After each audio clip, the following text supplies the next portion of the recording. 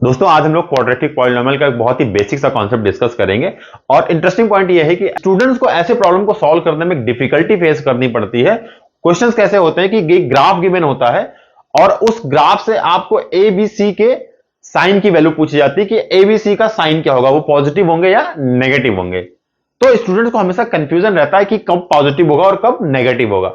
आइए हम बहुत सिंपल तरीके से इसको समझेंगे। आपको जब भी कभी ये कहा जाए कि क्वाड्रेटिक इक्वेशन या क्वाड्रेटिक पॉलिनोमियल की बात की जाएगी तो आपको ये वाला एक्सप्रेशन हमेशा आपके दिमाग में आना चाहिए, इसकी पिक्चर बन जानी चाहिए, ठीक है ना।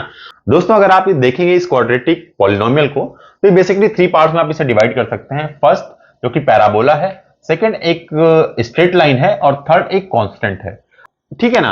अब अगर आपको इन तीनों का इंडिविजुअल ग्राफ पता है तो आप बहुत आसानी से इस क्वाड्रेटिक पॉलिनोमियल के ग्राफ के बारे में बहुत कुछ बता सकते हैं।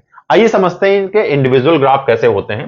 देखिए ये एक पैराबोला है, तो इस पैराबोला का ग्राफ देखिए या तो ऐसा होगा इस तरीके से और या कुछ ऐसा होगा इस तरीके से।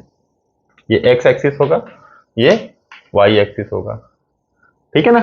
और ये आप ओरिजिन होगा, ये होगा, ये ओरिजिन होगा, ठीक है। तो ये हो गया किसके लिए, y is equal to a x square का ग्राफ, ठीक है। अब ये इस तरीके से कैसे, इस तरीके से कैसे, मैं आपको बताऊंगा ना, मैं आपसे बस पूछूंगा। आप यहां बताइए कि जैसे जैसे आप x की वैल्यू बढ़ाते जा रहे हैं, x की वैल्यू बढ़ाते जा रहे हैं पॉजिटिव डायरेक्शन में, ये ग्राफ क्या हो रहा है, बढ़ता जा रहा है, बढ़ता यानी इंक्रीज करता जा रहा है, ठीक है ना। इसी तरीके से नेगेटिव डायरेक्शन में जब आप x को लेके जा रहे हैं तो भी ये ग्राफ क्या है, इंक्रीजिंग है। क्या है, इंक्रीजिंग है। क्या है, इंक्रीजिंग है। इसका मतलब कि x की सभी वैल्यूज के लिए ये हमेशा ग्राफ क्या है, इंक्रीजिंग है। इसका मतलब क्या है, यहां पर ये जो बंदा बैठा हुआ है, ये जो बंदा बैठा हुआ है, ये हमेशा अपने इस x को सपोर्ट कर रहा है। और क्या, कैसे सपोर्ट कर रहा है कि भाई तू चाहे नेगेटिव हो जाएगा, तू पॉजिटिव हो जाएगा, कुछ भी हो जाएगा, मैं तेरे को हमेशा अपवर्ड डायरेक्शन में लेके जाऊंगा, ठीक है ना। ये एक सच्चे दोस्त की तरह काम कर रहा है। एक रियल फ्रेंड होता है ना लाइफ में आपकी, बिल्कुल वैसा काम कर रहा है कि दोस्त तू कैसा भी करेगा, मैं तेरे पर ऐसा इंपैक्ट डालूंगा कि तू हमेशा दुनिया के सामने हमेशा एक पॉजिटिव ही दिखेगा, हमेशा तेरी ग्रोथ होती रहेगी, ठीक है ना। अच्छा इस वाले में क्या हो रहा है भाई, इस वाले में आप देखें कि जैसे जैसे आप x की पॉजिटिव वैल्यूज रख रहे हैं, डिक्रीजिंग है। क्या है, डिक्रीजिंग है, डिक्रीजिंग है। x की पॉजिटिव वैल्यूज के लिए भी ये डिक्रीजिंग है, x की नेगेटिव वैल्यूज के लिए भी ये डिक्रीजिंग है, यानी ये हमेशा डिक्रीज ही कर रहा है। तू कुछ भी कर ले भाई, ठीक है ना। y is equal to a x square में ये भाई साहब कुछ भी हो जाए, पॉजिटिव हो जाए, नेगेटिव हो जाए, कुछ भी हो जाए, ये वाला जो बंदा है ना, ये हमेशा इसको गर्त में ही लेके जा रहा है, हमेशा इसको गर्त में लेके जा रहा है। यानी ये एक एनिमी की तरह काम कर रहा है, हमेशा इस वाले भाई साहब को हमेशा गर्त में लेके जा रहा है, ठीक है। इसका मतलब ये नेगेटिव इंपैक्ट का काम कर रहा है। तो यहां पे ए क्या कह देंगे हम, नेगेटिव है। क्या है, नेगेटिव है, लेस देन जीरो है मतलब नेगेटिव है। एक ऐसा है, नेगेटिव है यहां पे इस वाले के, क्योंकि ये सिस्टम पे कैसा नेगेटिव इंपैक्ट डाल रहा है। और यहां पे क्या है, ये ए पॉजिटिव है, ए क्या है, पॉजिटिव है, ए क्या है, पॉजिटिव है। क्यों, क्योंकि ये पूरे के पूरे सिस्टम पे एक पॉजिटिव इंपैक्ट डाल रहा है, बिल्कुल रियल लाइफ में जैसा होता है वैसा ही ये सिस्टम भी दिखा रहा है हमें, ठीक है ना। चलिए ये तो इसकी बात हो गई, ये हो गया। अब आते हैं इसकी बात करते हैं। इसके भी हम दो तरीके से ग्राफ बना सकते हैं, ठीक है ना। एक ऐसा ग्राफ बनता है इसका, y is equal to b x होगा, तो ये एक ऐसा ग्राफ बनता है। और एक ग्राफ इसका ऐसा बनता है, इस तरीके से बनता है। यहां पर y इज इक्वल टू, ये भी बी एक्स है। बट ये वाला कौन सा और ये वाला कौन सा, इसको डिस्कस करते हैं।